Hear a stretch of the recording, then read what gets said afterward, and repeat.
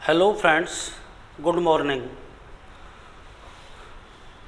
कल से जैसा कि आपको पता है कक्षा 11 की ऑनलाइन क्लास शुरू कर दी गई है बायोलॉजी सब्जेक्ट के लिए। और कल आपको मैंने कक्षा 11 की किताब का पहला लेसन स्टार्ट किया था, जिसमें द्विनामकरण पद्धति के बारे में थोड़ा सा मैंने आपको समझाया था। और चूँकि कक्षा 11 में द्विनामकरण पद्धति एक अति इम्पोर्टेंट टॉपिक है, ठीक है, आज मैं उसी टॉपिक को विद एग्जाम्पल समझाने का प्रयास करूँगा, ठीक है। आप ध्यानपूर्वक समझना। वैसे कल आपको मैं ये तो बता ही चुका हूँ कि इस पद्धति का जिक्र सबसे पहले गैस्पार्ड बोहन नामक वैज्ञानिक ने अपनी पुस्तक पिनॉक्स के अंतर्गत किया था, लेकिन वो इसका इतना अधिक प्रचार प्रसार नहीं कर पाए, ठीक है ना। उसके बाद में वैज्ञानिक का नाम मैंने बताया था कैरोलस लीनियस।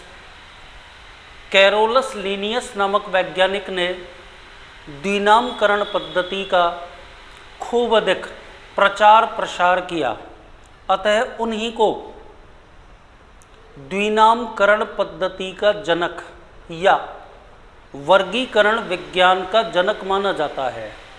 देखो यहाँ पर एक शब्द मैंने बोला वर्गीकरण विज्ञान, उसके बारे में भी सुन लो। देखो उसके बाद अपन नियमों को पढ़ेंगे। देखो यहाँ पे मैंने एक शब्द लिखा वर्गीकरण विज्ञान, इसको अंग्रेजी में बोलते हैं बेटा टैक्सोनॉमी। क्या बोलते हैं इसको इंग्लिश में? टैक्सोनॉमी। तो देखो सबसे पहली बात तो आप ये जानो कि टैक्सोनॉमी शब्द सर्वप्रथम APD कैंडोले नामक वैज्ञानिक के द्वारा दिया गया। APD कैंडोले नामक वैज्ञानिक के द्वारा दिया गया है ना। और फादर ऑफ टैक्सोनॉमी यहाँ पे लिख रहा हूँ, फादर ऑफ टैक्सोनॉमी किसको कहा जाता है बेटा? कैरोलस लीनियस को, ठीक है ना। अब टैक्सोनॉमी कहते किसे हैं, तो आप क्या लिखोगे इसकी परिभाषा? जीव विज्ञान की वह शाखा जो जंतुओं एवं पादपों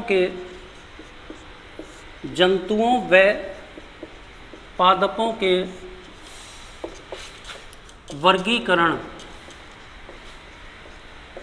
वर्गीकरण व नामांकरण से संबंधित है। तो आपको बेटा ये दोनों शब्द याद रखने पड़ेंगे।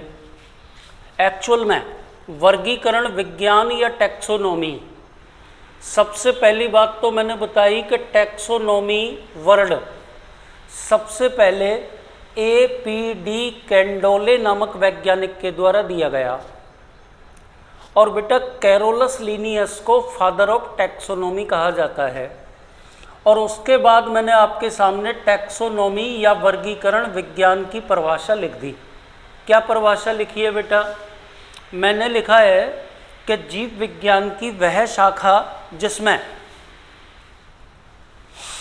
जंतुओं और पादपों के वर्गीकरण और नामांकरण का अध्ययन करते हैं, या जीव विज्ञान की वह शाखा जो जंतुओं और पादपों के वर्गीकरण और नामांकरण से संबंधित होती है, उसे टैक्सोनॉमी कहते हैं, ठीक है बेटा।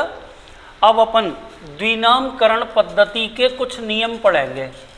कल भी आपको मैं संक्षेप में बता चुका हूँ, आज उनको विद एग्जाम्पल पढ़ेंगे और फिर अपन कल से आगे बढ़ जाएंगे। है ना, ज़्यादा बड़ा पाठ नहीं है, छोटा ही पाठ है। तो देखो मैं यहाँ पे हेडिंग लिख रहा हूँ, द्विनामकरण, चाहे द्विनाम बोल दो सिंपली, द्विनामकरण पद्धति द्वारा जंतुओं और पादपों, जंतुओं व पादपों के नाम। तो कौन कौन से नियम है, ध्यानपूर्वक सभी नियमों को आप सुनाएं। देखो सबसे पहला पॉइंट, इस पद्धति के अनुसार प्रत्येक जंतु अथवा पादप का नाम 2 शब्दों से लिखा जाता है, जिसमें प्रथम शब्द उसके वंश का और दूसरा शब्द उसकी जाति का होता है। ठीक है बेटा, पॉइंट नंबर दूसरे पर आइए। वंश के नाम का प्रथम अक्षर अंग्रेजी के कैपिटल लेटर से और जाति के नाम का प्रथम अक्षर अंग्रेजी के स्मॉल लेटर से लिखा जाता है।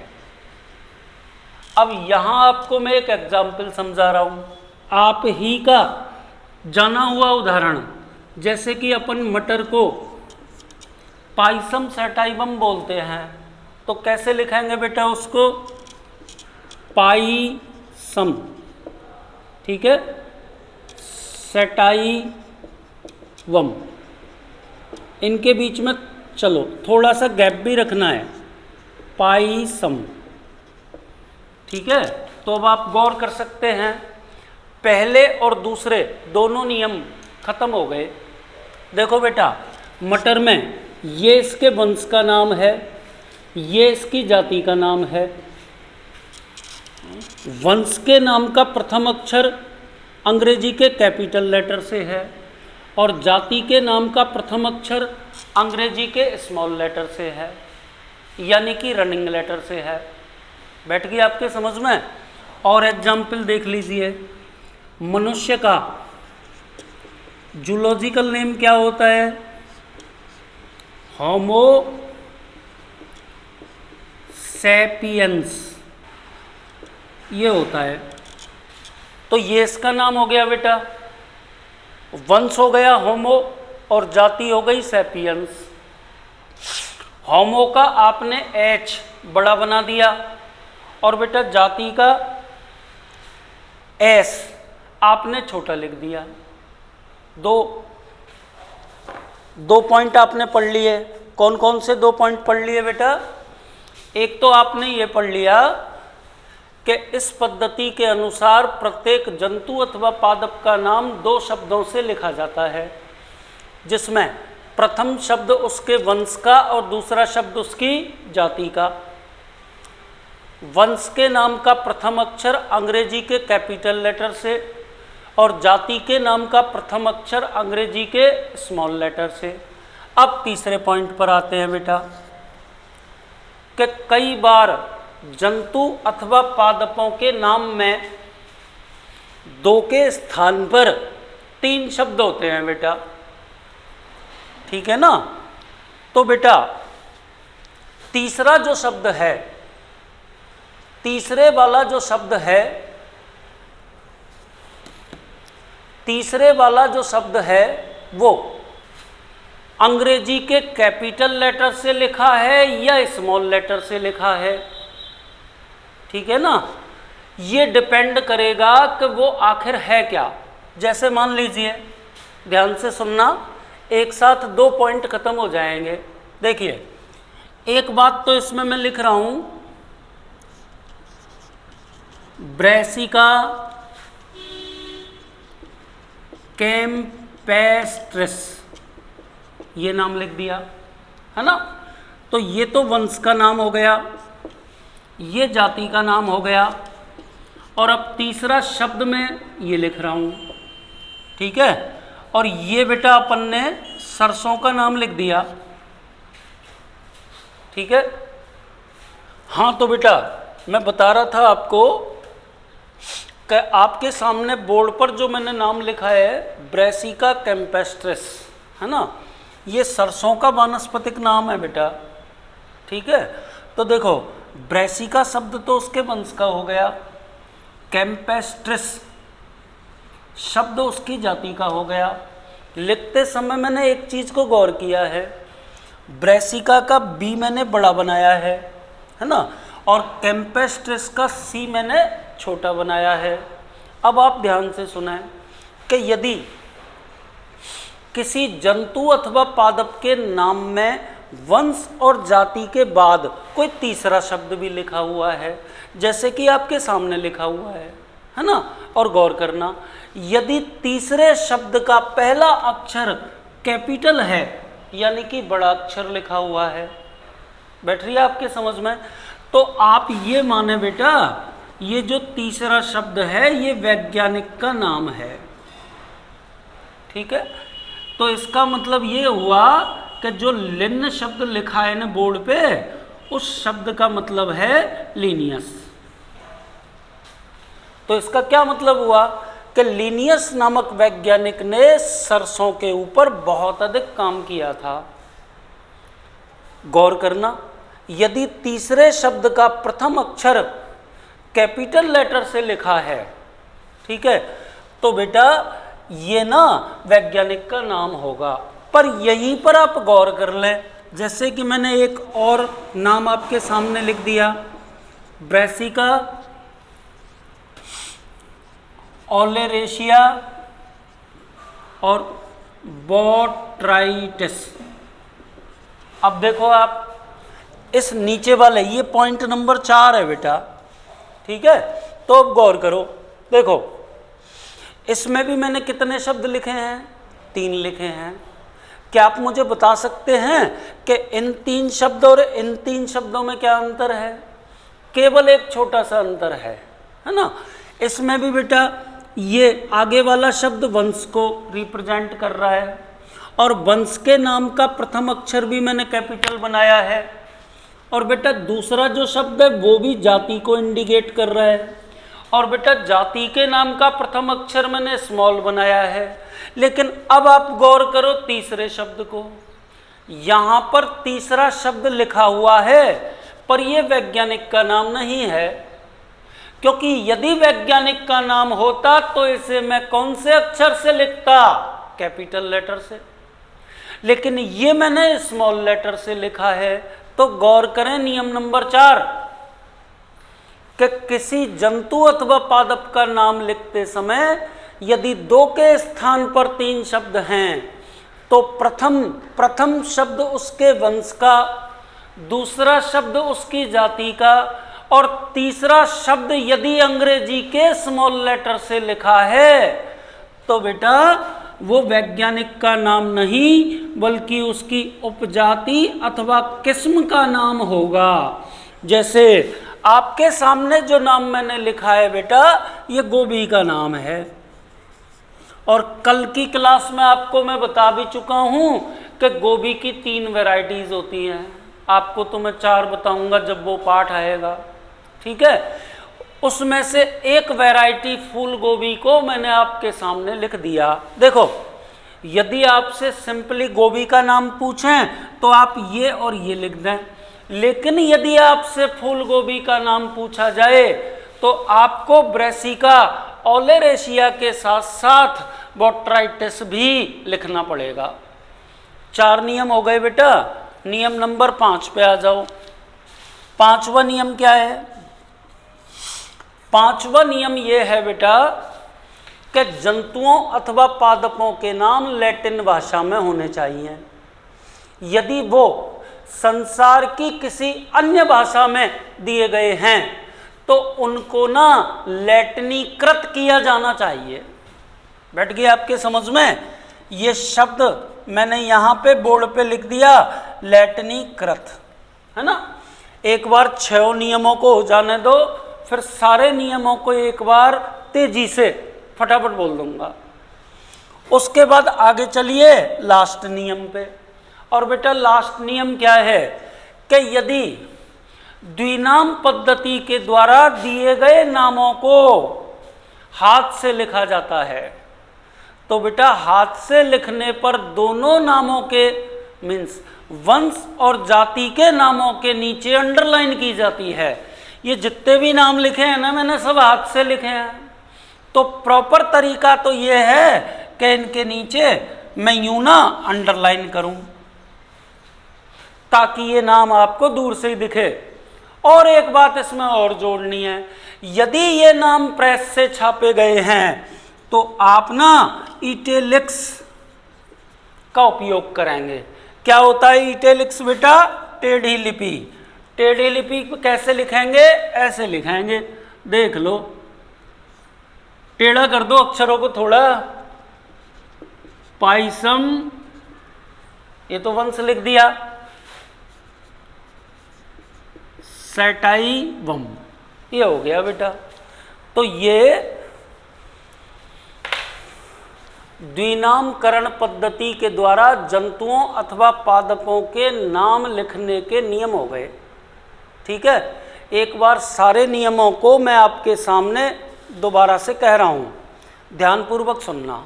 ठीक है, तो देखिए, द्विनामकरण पद्धति के अनुसार किसी जंतु अथवा पादप का नाम दो शब्दों से लिखा जाता है, जिसमें प्रथम शब्द उसके वंश का और दूसरा शब्द उसकी जाति का होता है। पॉइंट नंबर 2, वंश के नाम का प्रथम अक्षर अंग्रेजी के कैपिटल लेटर से और जाति के नाम का प्रथम अक्षर अंग्रेजी के स्मॉल लेटर से लिखा जाता है। नंबर 3, यदि जंतु अथवा पादप के नाम में 2 के स्थान पर 3 शब्द दिए गए हैं और तीसरे शब्द का प्रथम अक्षर यदि अंग्रेजी के कैपिटल लेटर से लिखा है तो वो बेटा वैज्ञानिक का नाम होगा, और यदि तीसरे शब्द का प्रथम अक्षर अंग्रेजी के स्मॉल लेटर से लिखा है तो वो बेटा किसका नाम होगा? उपजाति अथवा किस्म का नाम होगा। नियम नंबर 5 कौन सा है? नियम नंबर 5 सुन लीजिए कि जंतुओं अथवा पादपों के नाम लैटिन भाषा में होने चाहिए। यदि वो संसार की किसी दूसरी भाषा में हैं तो बेटा उनको न लैटिनीकृत किया जाए। और सबसे लास्ट पॉइंट में आपने क्या पढ़ा? लास्ट पॉइंट में आपने ये सुना बेटा कि जंतु अथवा पादपों के नाम यदि द्विनामकरण पद्धति के अकॉर्डिंग हाथ से लिखे गए हैं तो दोनों वंश और जाति के नामों के नीचे हाथ से अंडरलाइन की जानी चाहिए, और यदि उन्हें प्रेस से छापा गया है तो टेढ़ी लिपि यानी कि इटैलिक्स को उपयोग में लेना चाहिए। तो बेटा अभी तक आपको मैंने कक्षा 11 में कौन कौन सी चीज़ें बता दी? सबसे पहले तो आपको मैंने वर्गीकरण की परिभाषा बताई, ठीक है। उसके बाद मैंने वर्गीकरण विज्ञान के बारे में बता दिया। उसके बाद मैंने द्विनामकरण पद्धति के द्वारा जंतुओं अथवा पादपों के नाम लिखने के कुछ नियम बता दिए, ठीक है। अब आपके सामने मैं 2 शब्द लिख रहा हूँ, ठीक है। आपको ना उन 2 शब्दों का मतलब बताना है। एक तो ICBN और दूसरा ICZN। इनके पूरे नाम देख लीजिए। देखो ICBN का पूरा नाम क्या है बेटा? International code of botanical Noman CLEATURE। ये तो बेटा ICBN का पूरा नाम है।